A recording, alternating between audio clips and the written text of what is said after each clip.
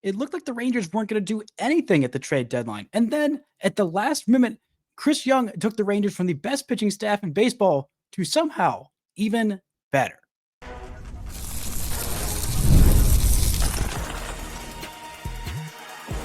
You are Locked On Rangers, your daily Texas Rangers podcast, part of the Locked On Podcast Network, your team every day. You are locked onto the Texas Rangers, the first and best daily Rangers podcast. I'm Bryce Patrick, a cripplingly addicted Texas Rangers fan covering this team for 12 seasons, including all 7 as the founder and host of this podcast. Thank you all so much for making Locked On Rangers your first listen every single day. If not already, you can follow me on Twitter at Bryce Patrick. You can follow the show at Locked On Rangers. Hit subscribe on your favorite podcasting platform and on YouTube, where the best way you can help grow the show is to comment nearly any single thing below. Now, on today's show, we're talking about the big moves that the Rangers made at the trade deadline, acquiring Merrill Kelly, Danny Coulombe, and Phil Maton, and also the move that they didn't make that someone thought they did in moving away from Adolis Garcia. But before we get into all of that, this episode is brought to you by 5 Hour Energy Transfusion. Go to 5hourenergy.com today and use my promo code LOCKEDONGolf to receive 20% off your order. Only valid through September 30th. Order transfusion-flavored 5-Hour Energy shots today. Now, the Rangers were quiet today. They were very quiet, too quiet, one might say, for the first several hours of this trade deadline, with everybody around the AL West making moves left, right, and center. Everybody around baseball, even days leading up to this trade deadline. This is one of the most active trade deadlines I can remember in recent history, and not just a bunch of mediocre guys being given up, but even in the AL West. I mean, the Padres trading the number 3 prospect in all of baseball for a closer. I mean, that is a wild, wild deal. And this AL, that at first glance, heading into this trade deadline, nobody looked that imposing. I looked around the American League and I thought, see, the Astros at the top of this division. They're in a free fall as of late. They're not that scary. The Toronto Blue Jays at the top of their division, only a plus 23 run differential. I don't know if they're that good. The Yankees, who are 4 games behind, or 3.5 games behind the AL East, not that scary. Red Sox, not that scary. Rays might be sellers, not that scary, under 500. Tigers, they've been in a free fall for the last 3 weeks. Guardians are in crisis mode. The Royals are below 500. The Mariners are fine. The Rangers are fine and trending towards better than fine since the All-Star break, save for those 2 games in Anaheim to start this week. But then the trade deadline hit and everybody said, what if we just traded for everything? The buyers were very much buying, the sellers were very much selling, and the Rangers got 3 pieces that are really going to help this team. And they cost a decent amount. We'll get into all of that, but I want to start with the biggest trade that the Rangers made. They traded for right-handed starting pitcher Merrill Kelly. They traded for left-handed reliever Danny Coulombe of the Minnesota Twins. They also traded for right-handed reliever Phil Maton of the St. Louis Cardinals. They did not trade Adolis Garcia, although that was reported by Mike DePortes about 3 hours before the deadline that the Raiders had traded Adolis Garcia to the Mets. And nobody said anything about it. No reporters of repute, guys who I had heard of. I had not heard of Mike DePortes, but I went and looked, and he had 20,000 or so followers on Twitter, and was followed by a lot of people whose journalistic integrity I respect and whose judgment I respect, including Evan Grant of the Dallas Morning News. So I thought, okay, this can't be completely dismissed out of hand. And then it came out a little bit later from Evan Grant and from several other reporters that no, Adolis Garcia was not traded. He is staying in Texas. But the Merrill Kelly deal cost a pretty penny. The Rangers gave up 3 prospects who were in my top 30, Mitch Bratt and Cole Drake, who I both had as top 10 Rangers prospects, and then David Hageman as well. Now, let's start with the 2 lefties in Drake and Bratt, guys who I really like as guys and as prospects as well. I had both of them in my top 10. I believe I had Drake at number 8 and Bratt as the number 5 Rangers prospect. That's not including any of these most recent draftees. That would probably push both of them down. You could say Drake was maybe a borderline top 10. Same with Mitch Bratt. Hageman is a guy who the Rangers drafted out of West Virginia, who is a converted reliever who touches all the way up to 98. Still very raw, very athletic, but one of those many pitchers who the Rangers have drafted right after getting Tommy John surgery, who the Rangers are buying low, and they trust that their program to get those guys healthy can get the most out of those guys, and they can end up, seeing some success there, and even just using Maton as a way to get Merrill Kelly. The Boston Red Sox were also in on Merrill Kelly, and the Rangers had to beat out their offer. And Bratt is a guy who's so incredibly young and doing very, very well at Double A Frisco. I still think his ceiling is probably a number 4 starting pitcher, which if you have him in the big leagues as a solid number 4 or 5 starting pitcher for 6 years, that's pretty good value to give up for a guy who is a rental. Cole Drake, who just made it up to AAA about a month ago, hasn't performed as well in AAA, got great strikeout stuff. But again, I think his ceiling is also something like a number 4 starter.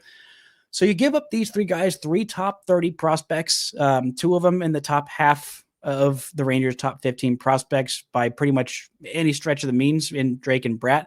But Merrill Kelly is a guy who really gives the Rangers some depth in their rotation. Right now, this year, he's got a 3.22 ERA in 128 and 2/3 innings. He doesn't quite have a strikeout per 9, but he doesn't beat himself with walks. He's got fantastic command. He is 36 years old.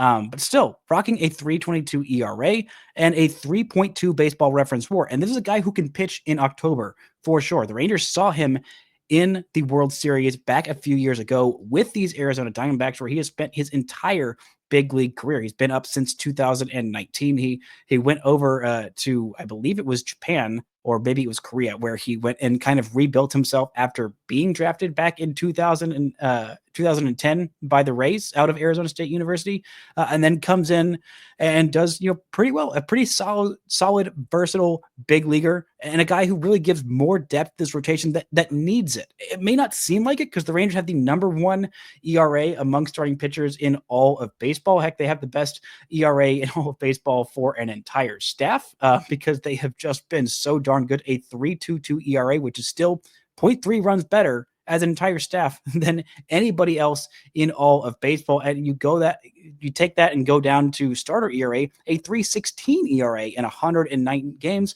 And you may be sitting there thinking, why do the Rangers need another starting pitcher? Do they really need another starting pitcher? And I think the answer becomes yes, if the answer to this question is Tyler Mahle going to pitch at all for the rest of this year? If that's a no, then the answer to do they need another starter is yes, because I think at some point, maybe even soon, we're going to see someone transition into a bullpen role on this Rangers roster right now. In this Rangers rotation right now, I think whether that's Jack Leiter, I think seems less likely than it does for Kumar Rocker, who is going to be soon pushing up against an innings limit. I don't know exactly what that innings limit is. The Rangers have not said, but he's also coming back from Tommy John surgery. And unlike what we've seen from Jacob deGrom, who I think also is going to need, if not a couple weeks to, just get some time to rest and recuperate, because he has jumped his innings limit way up as well. But people have been so focused on coming back from Tommy John surgery for Jacob deGrom, they haven't really thought about, Kumar Rocker has never thrown 30 starts in a year or 25 starts a year, and even 20 starts, I don't think, in a year. Maybe he had 20 starts at Vanderbilt one year, but I don't think that he did have that many starts. So kind of easing back the load of just the amount of pitches that Rocker is going to throw. And if you transition him to a bullpen role in this pen, oh my goodness, how nasty is his stuff going to play up? I'd say incredibly nasty. But giving you a guy who is just that consistent in Merrill Kelly, who has just been a pretty darn good starter for the last handful of years. Last year, he struggled a little bit with injuries, only made 13 starts in under 75 innings, had an ERA of 4.03. But that's his bad year. I mean, since 2022, he's had an ERA below 3.5 every year outside of 2024. Had a 3.4 ERA in 2022. He had a 3.3 ERA in 2023. He has a 3.2 ERA. It just keeps on going down these last few years. And he made 33 starts as a 33-year-old. 3 years ago, he made 30 starts in the year that the Diamondbacks went to the World Series. He's made 22 starts so far this year. This is just another depth option to where if the Rangers do have, a setback with Jacob deGrom, God forbid, but if they do, then they have somebody to slot into this rotation. And if Mahle does come back and does get healthy, maybe it's not until the very end of the season, because I have heard no updates on Mahle whatsoever. He was supposed to throw a bullpen about a week or so ago. I have heard nothing on how that has went. Maybe that's just me missing something. Maybe that's just him actually not throwing. I mean, we'll see what that actually ends up being. But in a dream scenario where Mahle is healthy, you look at this Rangers rotation in October.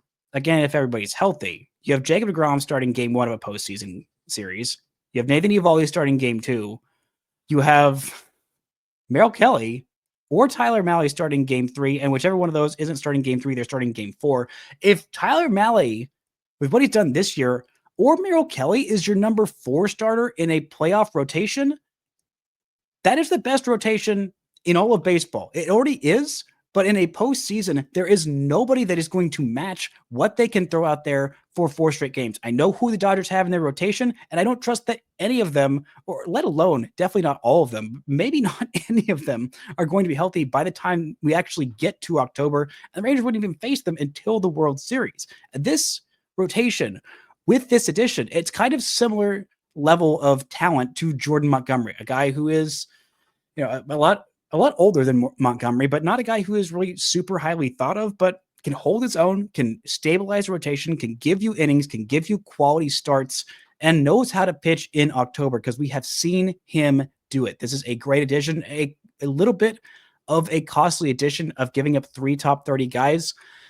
But this is someone who I think gives the Rangers that critical redundancy of if there's someone that has a step back or an injury or something in this rotation, plugging in a guy like Merrill Kelly is just such a massive, massive upgrade. Coming up, we're going to talk about this bullpen looking incredibly nasty and getting the things that they did not have. Some massive, massive strikeout stuff. Talk about that and more right after this. This show is brought to you by 5-Hour Energy. It's time to fuel up and turn it on with 5-Hour Energy Transfusion. It brings the bold grape, ginger, and lime flavor of your favorite golf drink, minus the alcohol, into a quick, energizing shot. Whether you're into sinking birdies or just making memories with friends, this one's a hole-in-one for your energy game. Let's be honest, some days on the course or even off it, you just need that extra energy boost to stay sharp and energized. Whether you're sitting on Twitter refreshing all day to see who did the Rangers get, who did they give up, what's going on, or if your team is playing a whole week worth of late night West Coast games, you might need some 5-Hour Energy to keep you awake that next day. Because golf is all about good times with good people and good flavors. Of course, the grape ginger lime flavor gives you the best parts of your clubhouse go-to without chasing down the bev cart. So if you go to 5hourenergy.com today, that is the number 5hourenergy.com, you can use my promo code LOCKEDONGolf to receive 20% off your order. This offer is only valid through September 30th on one order and cannot be used with other promotions. This code is not good on subscription orders.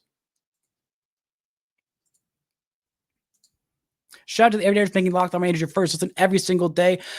On Monday's show, I'll be talking about this weekend series. Maybe I'll have a show for you tomorrow morning, tomorrow afternoon, talking about this first game in the series against the Seattle Mariners, a crucial series where I don't think we'll see anybody I'm about to talk about in this next segment, or at least anybody new that the Rangers acquired in at least this game tonight. Maybe we'll see them later on in this series in Merrill Kelly. But the Rangers didn't stop at just Merrill Kelly. They got 2 additions to this bullpen. The first trade that they made of the day before they even made the move for Merrill Kelly, they made a move for Danny Coulombe, a left-handed pitcher. They gave up left-handed prospect Garrett Horn, the Rangers' 6th-round pick last year, who was drafted out of Liberty University. He is another one of those pitchers who the Rangers drafted who had Tommy John or UCL repair surgery, just like Hageman.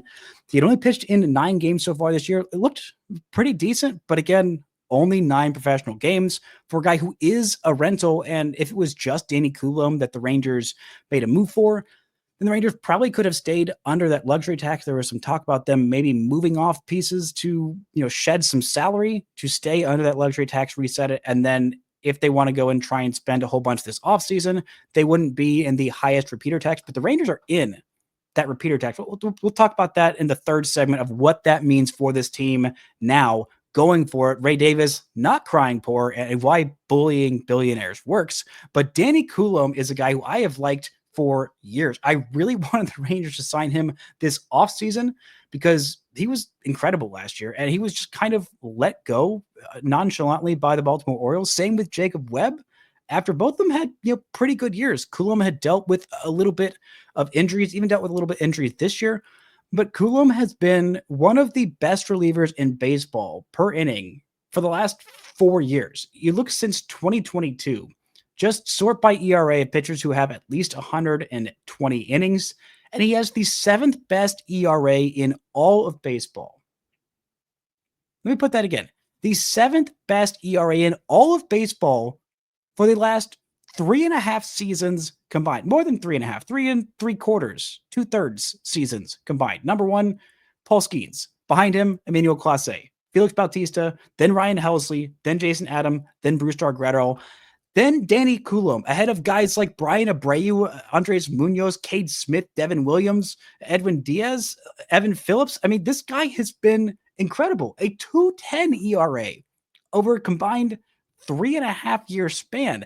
That is incredible. He is a lefty reliever who gives the Rangers, when everybody's healthy, or depending on how things shake out in this pen, it gives them 4 lefty relievers in this pen. Now, you may be thinking, okay, that's too many lefty relievers. There's too many guys that hit lefties particularly well, but not Coulombe. Nobody hits Coulombe well. Not lefties, not righties, not anybody. Coulombe has just been absolutely unhittable this year. He didn't give up his first run of the season until June. Not just June, about halfway through June. Unfortunately, it was against Houston on the 13th of June. He pitched, that was his 22nd game of the year. He has an ERA below 1.5, a 1.16 ERA this year, a 2.12 ERA last year. He's averaging about exactly a strikeout per inning. He is not a guy who walks guys. He doesn't give up home runs. He hasn't given up a single home run this year, and about half a homer per 9 over that, last 3.5-year span that I've been talking about. He has just been incredibly good. He doesn't throw the ball particularly hard. None of these guys really do. The only thing that's on his baseball savant page that is, in the blue is his fastball velocity. He averages 90.4 miles an hour on the fastball, but he is incredibly deceptive. He is incredibly good. He only has 2 saves on the year, so I don't think he slots into that closer role, but having another lefty who can, crush lefties, can crush righties, it doesn't matter. Giving just the Rangers a little bit more depth, especially after the 2 injuries that they've had to 2 guys who have spent some pretty decent time in those high leverage roles over the last 2.5 weeks, when they put Jacob Webb on the IL just this week, and also with Chris Martin, who is out in the middle of 4 to 6 weeks. I think we're about a week and a half into that 4 to 6 weeks. So maybe at some point in the middle of August is when we'll see Chris Martin back. Maybe it'll be towards the end of August. The Rangers making moves for 2 different relievers makes me think it's closer to the 20th or the end of August that we end up seeing Chris Martin again. But you put him in this pen, it looks incredibly good. I mean, Coulombe is just such a solid addition, and only giving up a guy who was a 6th-round pick last year who has 6 professional games, that is a great trade-off. That is a great trade for a guy who is on an expiring deal. Actually, all of these guys are rentals. None of them are guys with multiple years of control. But the next guy on this list was public enemy number 1 for me last year in 2024 after what he did to my beautiful boy Josh Young. That is Phil Maton, right-handed reliever formerly of the Mets, of the Rays, of the Houston Astros, but most recently of the St. Louis Cardinals. Another guy who I wanted the Rangers to sign this offseason. He has been very good so far this year with St. Louis. He has been a guy who's been pretty consistent for the last few years as a reliever. It's really, really hard to find relievers who are consistent. And this year he has a 2.35 ERA in 38 1/3 innings, 48 strikeouts in that span, and just 15 walks. So over 11 Ks per 9, 3.5 walks per 9, and just 0.2 homers per 9. He's only given up 1 home run this year in 38 1/3 innings. That's fantastic. That is absolutely fantastic. Another guy who has just really, really nasty deception. His fastball velocity is somehow even lower than Danny Coulombe, averaging 89.5 miles per hour with that fastball, which is mostly cutter, sinker, sweeper, curveball. Mostly the curveball is what he uses. He has, I believe, abandoned that four-seam fastball that he used to throw now.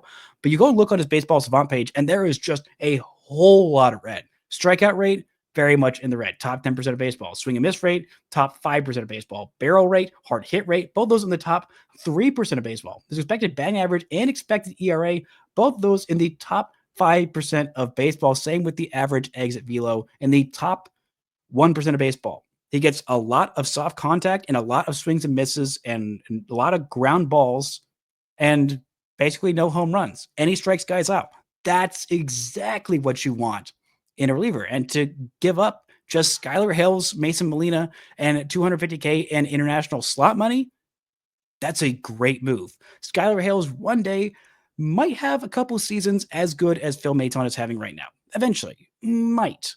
And if he was performing like the Rangers expected him to this year, he would probably already be in this bullpen contributing because he is a very handsome and talented man. His nickname is Clark Kent because he is literally chiseled like Superman. That is a good looking man with a good looking fastball with some really, really special properties on it.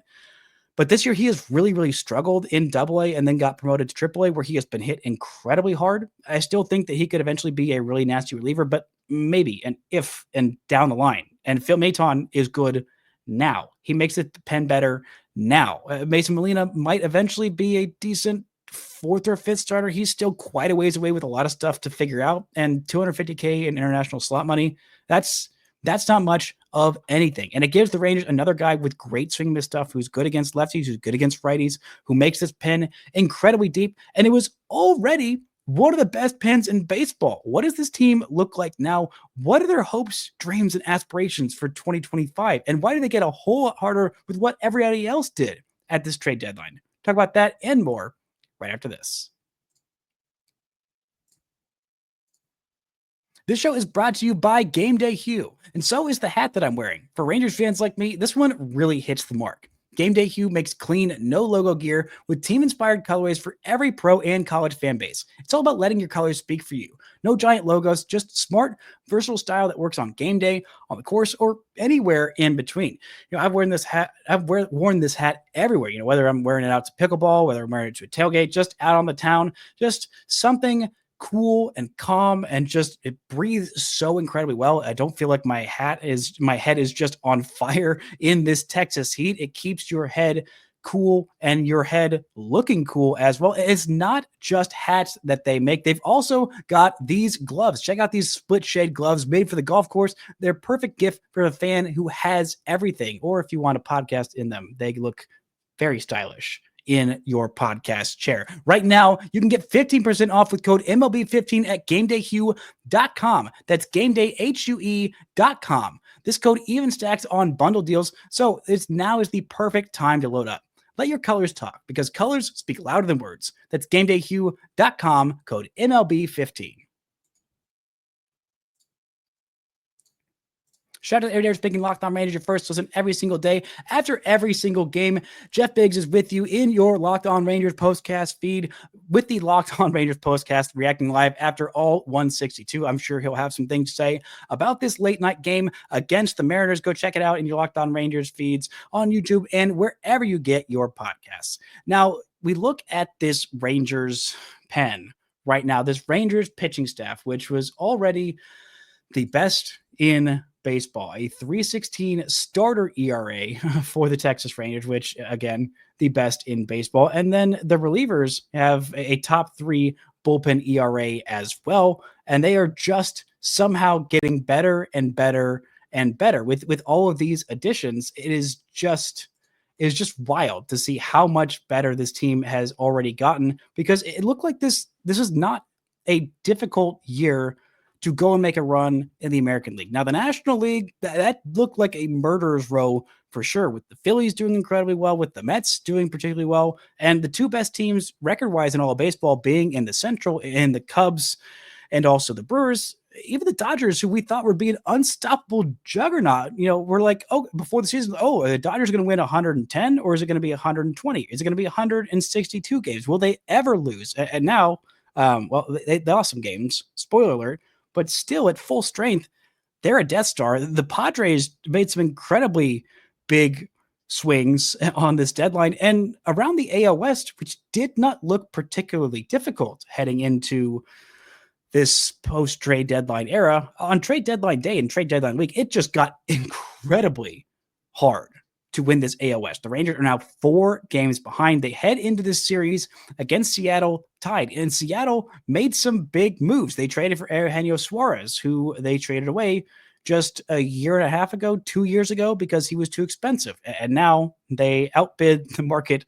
to rent back the player they said was too expensive and not good enough for them because he's having an incredible year. They also acquired Caleb Ferguson, a left-handed pitcher for the Pittsburgh Pirates. I believe there might have been one or two other deals that Seattle made, but Houston had a big day, including acquiring Carlos Correa back from the Minnesota Twins. He is back in a Houston uniform, ready to be booed by Rangers fans every time he steps up to the plate. They also got Ramon Urias to kind of fill a little bit of a bench role with them. Jesus Sanchez they got from the Marlins. They didn't get anything else, I don't think, at this point. But not a whole lot for the Astros. Now that I look back at it, I mean, Carlos Correa has been just kind of average this year. He's going to play third base for them since the third baseman that they traded for, Isaac Paredes, is out for the rest of the season. They're hoping he's ready for next year. They still got a lot of years left on Carlos Correa's contract. I'm not sure if he has opt-outs. It would be honestly truly hilarious if he opted out. I don't think he will because he's owed massive money, $100 million for this season and the next 2 seasons, of which the Twins are paying $30 million. So kind of like a Max Scherzer trade situation, except instead of getting a top 100 prospect, the Twins did not get anything close to that in the return. But you look around at the Yankees were incredibly aggressive at this trade deadline, acquiring so many good relievers. The Rays were somehow buyers. The Angels were somehow kind of buyers as well. The Twins were the only ones that really went full on sale. I mean, even Kansas City made some moves to buy. Cleveland made some moves to sell. Toronto made some big aggressive moves to buy. And Boston also, I think, snuck in some big moves there while I was getting overwhelmed by everything that the Rangers were doing as well. So this has become a very, very difficult wild card race right now. As the Rangers stand, they are tied for this third wild card spot. They are a game and a half behind the Red Sox at this point of me recording, which is before the game tonight. They are tied with the Mariners, who, even though the Rangers are in the standings are listed ahead of the Mariners, the Rangers have already lost that season tiebreaker with the Mariners because they have just lost too many games to Seattle early on in the season when the Rangers just absolutely pooped the bed in basically every series against Seattle so far. Hoping they don't do that this week. That would be a really, really bad timing for them to do that this week. But this is going to be tough. This is going to be really, really tough. And I have to commend Ray Davis after giving him a lot of crap of all this season. All the talk about what the Rangers would do at the deadline, who they would sign, what have you. It was, oh my gosh, the Rangers can't get into that luxury tax. They can't get into that luxury tax. Oh, there's no way they can go past that $241 million. Might have to trade off guys who are actually good right now so that we can get under that tax so that next year, whenever the Rangers get into the tax, they aren't going to be, spending all that much money. They haven't really gone that far into luxury tax ever.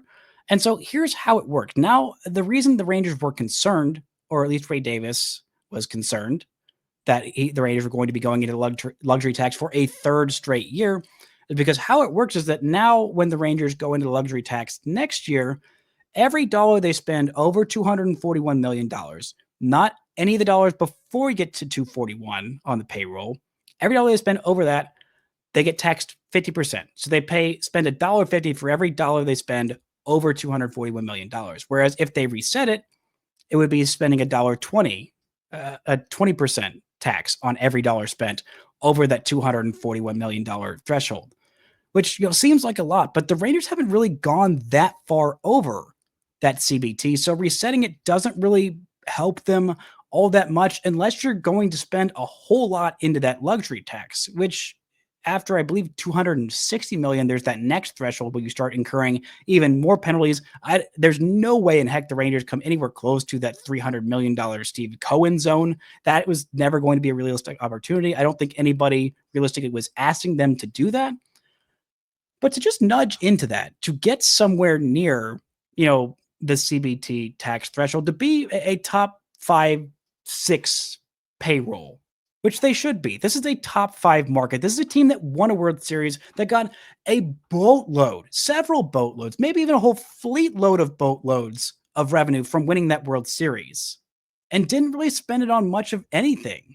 a lot of that went to Ray Davis's pocket because of the losses that he was taking because of all the issues with the TV network, which is not on the fans. Fans should not be concerned to this degree of how it's going to impact Ray Davis's bottom line. They should just say, hey, owner, go spend money. Rich man, go spend money. It's not my money. I'm giving my money to you to watch a baseball team. And if I'm spending my money to pay for a cable subscription or Rangers tickets or Rangers World Series merch or Rangers parking or all of that money that goes to the owner, they should earn it.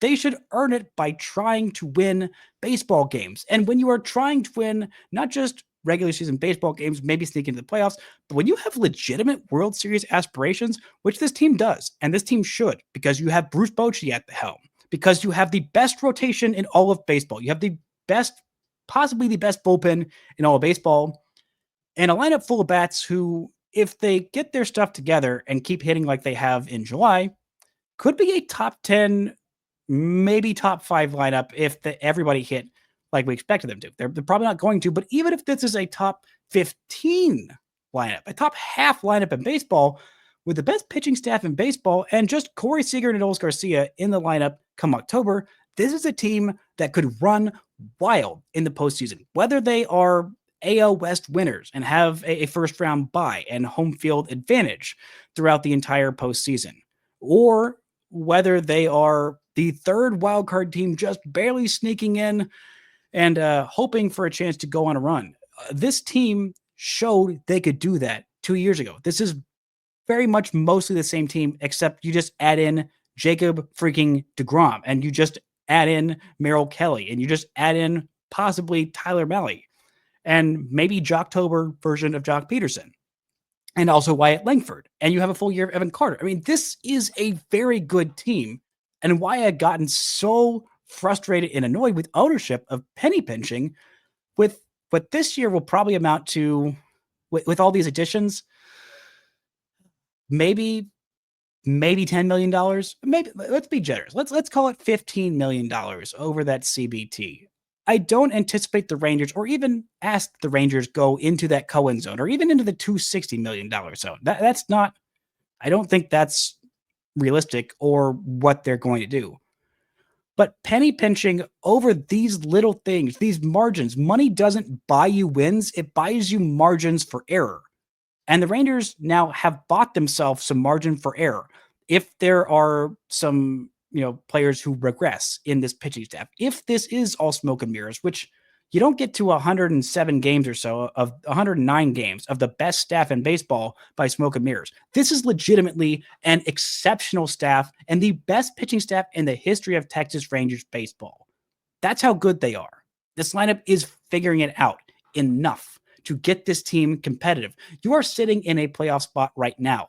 And what Ray Davis has done by putting his chips on the table, by writing that check and okaying, greenlighting Chris Young to just straight up go for it and put themselves into the luxury tax the third straight year, is the ability to be wrong a little bit on some of these guys, some of the guys that they already have, which it looks like they're already wrong on Jock Peterson. And they've bought themselves the ability to just pitch out of it, pitch themselves out of jams. And if some of these relievers who are having great years start to fall off, you just added 2 more very, very good relievers to what is already an incredible pen. This was an exceptional deadline. The cost was maybe a little higher than I expected heading into it. I didn't expect everybody in the entire American League outside of like 3 teams to be like, hey, actually, we're going to super go for it because we think all you guys stink. The Rangers said, okay, we see that, and we are going to put these chips on the table without completely sacrificing even the near term in 2026 or 2027.